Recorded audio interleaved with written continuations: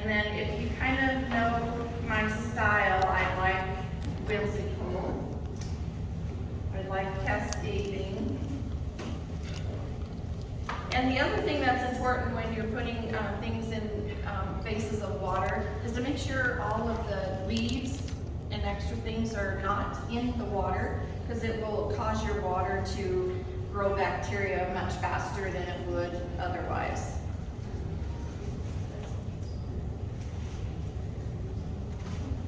So now that I kind of have a form that I would like to have, I kind of go then with how tall I want my arrangement to go first. And so it sometimes takes 1 or 2 cuts. You can always cut more off, but you can't put it back on, so go slow with it. And so that's kind of a little taller than I want, so more.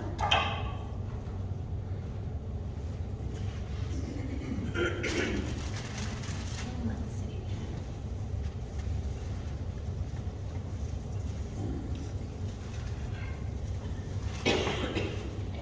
Then the next couple of things that I like to do is then kind of give me a little bit of a base around it, because I'm going to put roses in here and they're heavier, so they're going to fall over. So I'm just kind of filling in until I get a good, so things stand up on their own. And I like to work in odd numbers. That's always a good rule of thumb as well. So you'll see me use 1, 3, 5. Every now and then an even number will sneak in, but not often. Okay.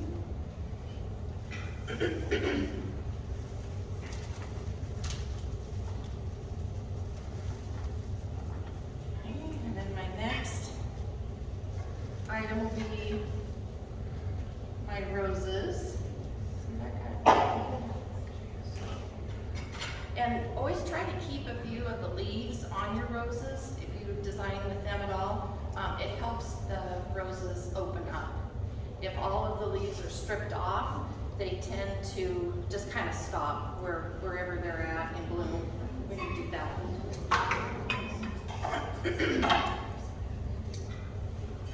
And then usually there's guard petals around. They're kind of, you can tell the guard petals on roses, they're a little bit more wrinkly, and they're the very first ones that come out of the calyx.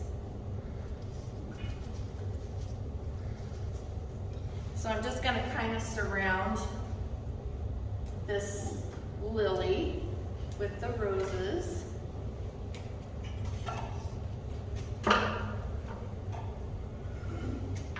And you kind of want varying height so that things aren't all the same. You got some variance going on there.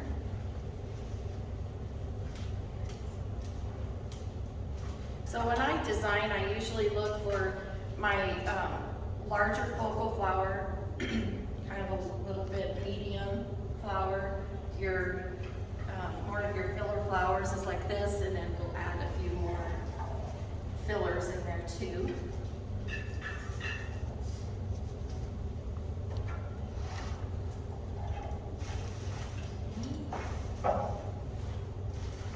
And I always like some organic look to it, so I like the berries. You could always add like some branches from your trees or some shrubs or something like that. It just kind of adds a little bit more flavor.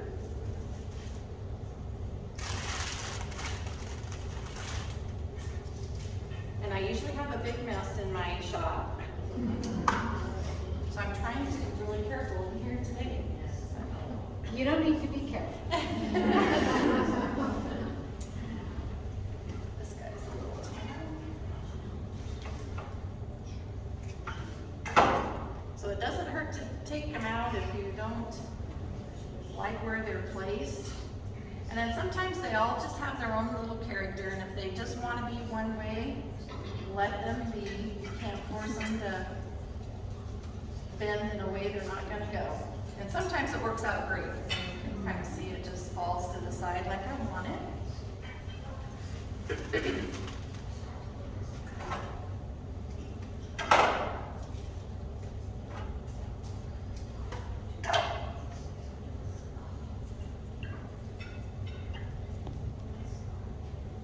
the time saver in my life is my little Lazy Susan up here.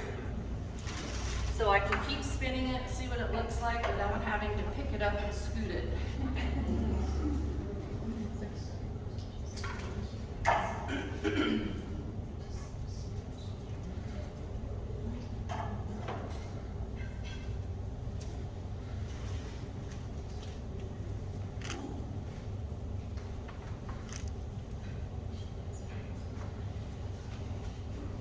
This guy popped off there, but I'm gonna put it under.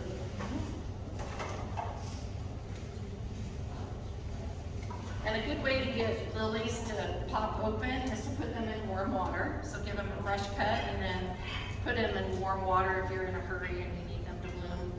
But otherwise, these guys will be blooming probably past the roses blooming. So, and then the other thing that I always suggest too is once a flower has expired, then take it out of the water and let the others stay, and that way they stay fresh as well too.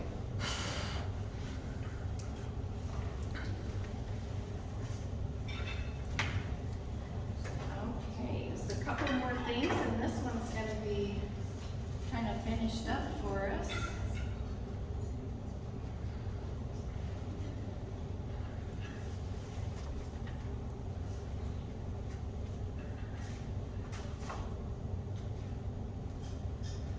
And the other thing I suggest as well is once the water starts turning a little bit cloudy, I would suggest just to keep your flowers the freshest as they can be and live the longest life that they can, is to change the water frequently and not just dump the water out and then refill it. Make sure you wash your vessel as well with just soap and water.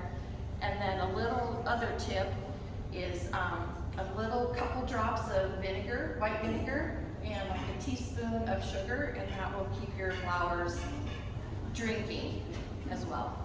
So.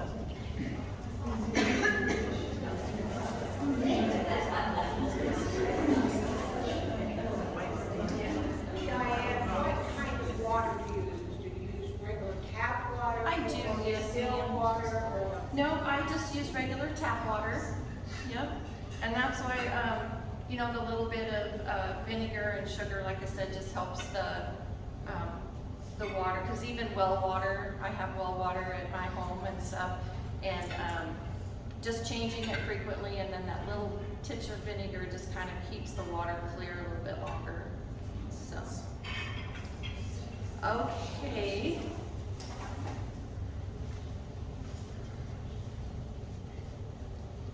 Almost, guys, here.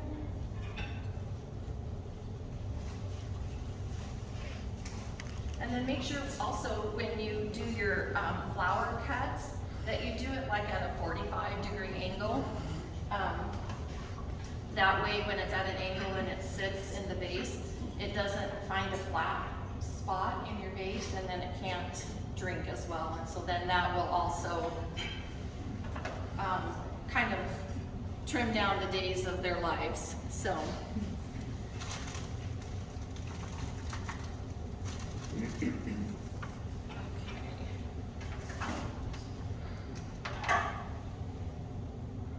So I like lots of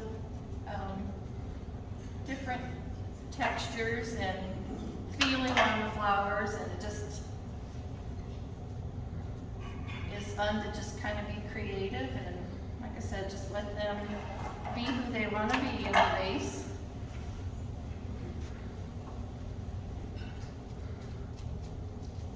Okay. So I would say that this would be a finished product, other than this piece of leather leaf is too big for me